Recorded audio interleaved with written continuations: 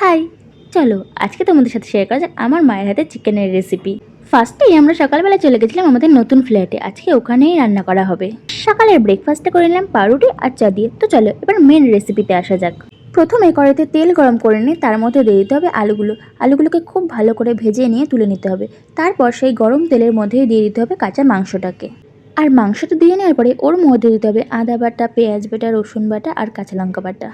তারপরে খুব ভালোভাবে মাংসটাকে নাড়িয়ে নিতে হবে। আর মাংসটা নাড়িয়ে নেওয়ার পরে ওর মধ্যে দিতে হবে কিছু মশলা। আর মশলার মধ্যে রয়েছে নুন, হলুদ গুঁড়ো, লঙ্কা গুঁড়ো, কাশ্মীরি লঙ্কার গুঁড়ো আর সবশেষে হচ্ছে গরম মশলা। ব্যাস এই কটা মশলা দিয়ে আমার মা চিকেনটা রান্না করেছিল। তারপরে চিকেনটা ঢেকে ঢেকে কষিয়ে নিয়ে আবার চিকেনটা সেদ্ধ হয়ে গেলে তার মধ্যে দিয়ে দিতে হবে হচ্ছে গরম জল। আর গরম জল দেওয়ার পরে কিছুক্ষণ ফুটিয়ে নিয়ে তারপরে গ্যাসটা বন্ধ করে দিতে হবে। ব্যাস এই হলো আমার মায়ের হাতে চিকেনের রেসিপি, যেটা খেতে হয় খুবই ভালো।